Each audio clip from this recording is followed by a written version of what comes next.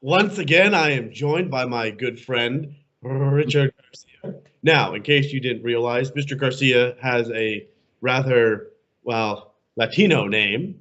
And isn't it only proper that we talk a little bit about Latino issues in America? Specifically, why do they vote so far Democrat? What exactly can the Republicans do to get that vote? And what exactly do you think the Democrats are so good at keeping the Latino vote?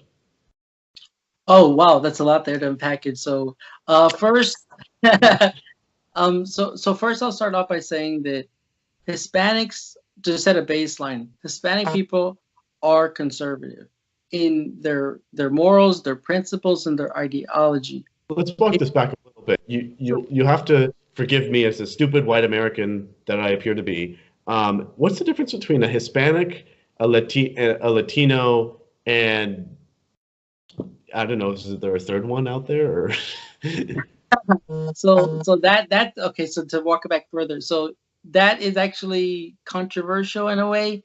Um, there's a lot of issues about that. So one, you'll see that Puerto Ricans won't say that they're Latino, so that's a term that they'll stay away from. I think generally in in Hispanic community in America, I think most are more accepting of the term Hispanic. So there tends to be, you'll see, you won't, it's not consistent, unfortunately, because because because of the history of Hispanic people. First, migrating thousands of years ago from Mongolia, coming down to the Americas, and then the Spaniards, who were basically European, interbreeding with Hispanics, where there's different shades of. I mean, are you native, or are you white? I mean, there's so many spectrums within the Hispanic community. So you'll see that there's not a consistent, like, I am this, but right. generally Hispanic is accepted. Okay. So getting back to, why did they vote the way they? So for all intents and purposes, we can lump them in the same group just for simplicity's sake, at least, Yes. right? Okay. Okay. Good. Yeah. Yeah. Continue. What were you saying about that? Oh, sure. So historically, Hispanic people generally are conservative, and the reason I say this is because the vast majority of Hispanic people are deeply religious. The vast majority of them tend to be Catholic. Now, I myself am not Catholic. I'm a Protestant, but the vast majority of Hispanics are conservative and they're religious, and so if you look at them, if you talk to most Hispanic people, of course, there's no absolutes. If you talk to the average Hispanic person, you'll see that personally they're against a lot of things. Like, for example, most Hispanics are against abortion, or they themselves will not have abortions. So you'll see the statistics of Hispanics having abortions are a lot lower than other demographics. So there's a lot of things in play where you'll see. Another reason why I would argue that Hispanics are generally conservative is they're more family oriented, they're more traditional. They usually believe in a strong family nucleus. You don't tend to see a lot of single parent households. There are a lot of things that tend to make Hispanics conservatives, but for whatever reason, they're not voting their ideology. And you don't know what that reason is. Oh, yeah, well, so I actually do have a theory as to why that reason is. One of the reasons is because I think that the Democratic Party is much more effective at grassroots targeting. They're much more effective. Well, I'm not saying they're effective at it. We shouldn't be doing it, but they utilize indoctrination, indoctrinations that they use in the schools. So I'll give you a real life example of that. I myself grew up in a traditional African American and Hispanic neighborhood. So the neighborhood I grew up in is traditional Black community, 60% Black, 40% Hispanic. When I went to my elementary school, throughout my elementary education, middle school education, high school education, the teachers were constantly reinforcing that you are a Democrat. Really, teachers would tell you as children. Yes, yes. Well, I was in elementary. I could distinctly remember as teachers telling me, because I grew up poor, very poor. When I grew up in one of the poorest neighborhoods in Houston, and teachers said, "You guys are poor, and the Democratic Party is for the poor, and the Republicans are for the rich. This is the indoctrination that, yes, this is the indoctrination that I was exposed to, the millions of Hispanics and Blacks are exposed to. This is happening covertly within the schools through teachers. Whether they're doing it covertly, subconsciously, I don't know, but it is consistently happening in schools that are predominantly African American and Hispanic, at least from my experience. Wow, that's pretty concerning because I mean the general saying is that after they graduated school, conservatives went off to start businesses and do things like that, whereas liberals, they decided to just keep teaching. So they just stayed in school and kept teaching, and now they've brought up a whole generation that has not heard another point of view. So, but you're telling me in elementary they're specifically going partisan and saying vote Democrat to children? Yes, since I was a child, they even had programs where they would come in and say, "Oh, you're Hispanic, you're Black, you're gonna have to work 3 times as hard to get half as far as a white person." Creating identity politics. This is what I exposed to. So you can see how if everything around you, and this is what happens to these communities, all the institutions of influence and control, the schools, even some of your churches, your family, everybody is putting this, and then the community pressure. Like that's why it's very difficult for someone to leave the Democratic Party, because everything you're surrounded by since your childhood is telling you, you were born in this situation, you are a Democrat. And how do you think anything different? And it could happen, like, for example, for me, but it will take a very long time. You need to be exposed. And I think that's why the military helped with that, because when I went to the military, I was exposed to a lot of different ideas, and I started to shift. Oh, interesting. So coming out of the school system, you would describe yourself as a socialist or hard?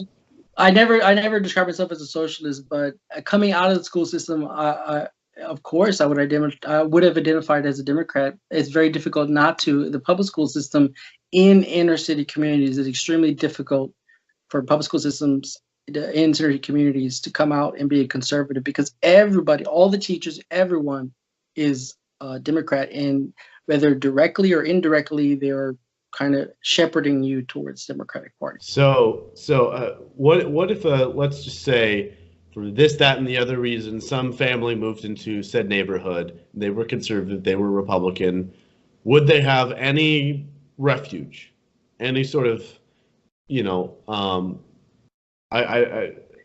refuge isn't the right word, but reinforcement or support for their beliefs? No. So when this is what I've experienced. But you're in Houston, Texas. I mean, you're in Texas. Everyone's conservative there. That's what all my liberal friends tell me.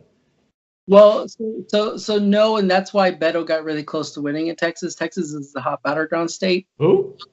But, Robert O'Rourke? Robert O'Rourke? Robert McIrishman? So the reason why that's not the case is because of the city. So if you understand what's happening in Texas. So the cities, Houston, it didn't used to be an issue for Dallas, but now it is. So Houston, Dallas, Austin, San Antonio, those cities themselves are extremely liberal, and you'll almost never see a conservative mayor. Like, for example, Houston, I mean, I don't have a problem with gay people, but Houston was one of the very first cities to elect a lesbian mayor out of all the cities in America. And that's not necessarily a bad thing. I'm just saying that's an example of how liberal the cities are. Okay. So what exactly makes the outside of those urban areas so red? Because, I mean, they elected Cruz, so they still are, it's clearly still, conservative. Right? Right, yeah. So and once again, just to clarify, I have no problem with lesbian mayors. I'm just showing that as an example. What I think is the case is that you'll see that the cities tend to be extremely liberal, and the outer counties, rural areas, those are the ones that tend to be more conservative.